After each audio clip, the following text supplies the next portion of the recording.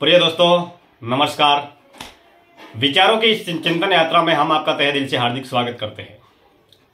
विचार बनाए जिंदगी, यानी कि हमारी जिंदगी का निर्माण विचारों से होता है और हमारे कर्मों का निर्माण भी विचारों से होता है।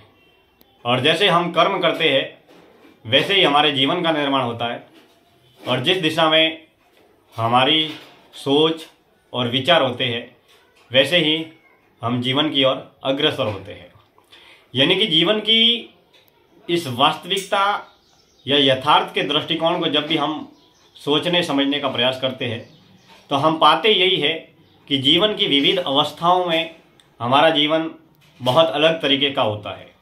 यानी कि जब हम बचपन में होते हैं तो हमारी सोच विचार व्यवहार अलग तरीके का होता है।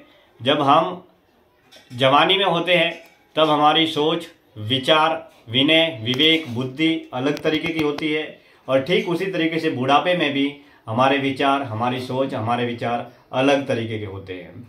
यानी कि आप जब जीवन के इन तमाम दृष्टिकोण को देखेंगे और जीवन के तमाम अवस्थाओं का जब आप अवलोकन करेंगे तो जिंदगी के बारे में बहुत कुछ आपको समझ में आएगा कि इस अनंत अपार अलौकिक अद्वितीय ब्रह्मांड और सृष्टि में आपका जीवन सीमित समय के लिए है, आपका शरीर सीमित समय के लिए है, आपका जीवन सीमित समय के लिए है, आपकी ये शरीर में जो चलने वाली सांसें है वो भी सीमित समय के लिए है।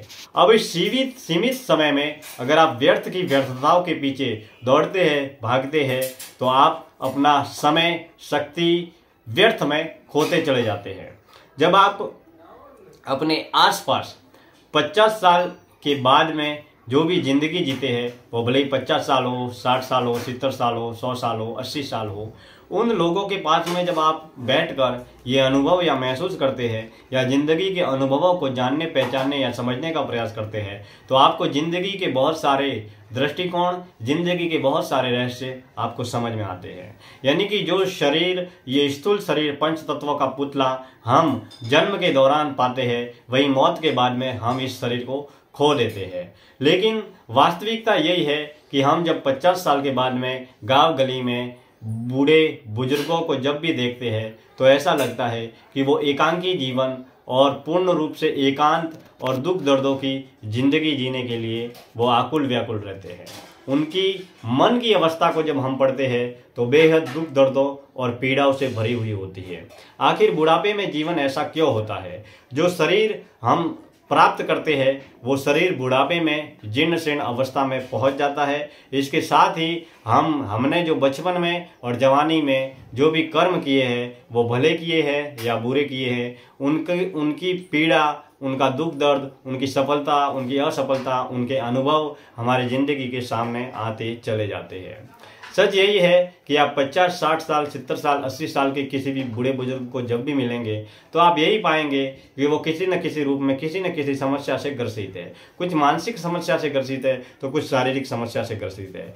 कुछ बूढ़े बुजुर्गों को मिलेंगे तो आप पाएंगे कि कोई हार्ट अटैक की प्रॉब्लम से पीड़ित है, कोई घुटनों की दर्द से पीड़ित है, कोई पेट दर्द से पीड़ित है, कोई ब्लड प्रेशर की समस्या से पीड़ित है, कोई शुगर की समस्या से पीड़ित है। यानी कि जैसे कि उम्र की वो अवस्था जहाँ पर आपको रोग और बीमारियाँ घेर लेती है, आपको तकलीफ़ें घेर लेती है, आपको पीड़ाएँ घेर लेती है, तब आपको लगने लगता है कि जो शरीर ये भौतिक शरीर जो सुख साधन का जरिया था वही शरीर दुख दर्द और पीड़ा का कष्ट बन जाता है, कारण बन जाता है।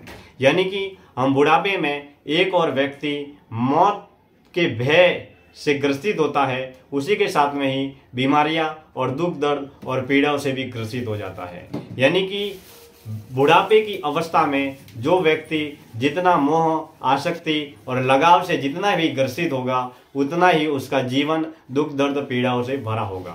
इसीलिए संत और शास्त्र कहते हैं कि हमें जीवन में संसार में रहते हुए संसार को छोड़ने की यात्रा प्रारंभ कर देनी चाहिए। यानी कि हमारे मन में ये भाव होना चाहिए कि जिस चीज़ का जिस विषय वस्तु पदार्थ का जिस पदार्थ का या जिस सांसारिक भौतिक चीज़ का मैं उपयोग कर रहा हूँ वो मात्र मेरे लिए एक साधन है, वो मात्र मेरे लिए किरदार है।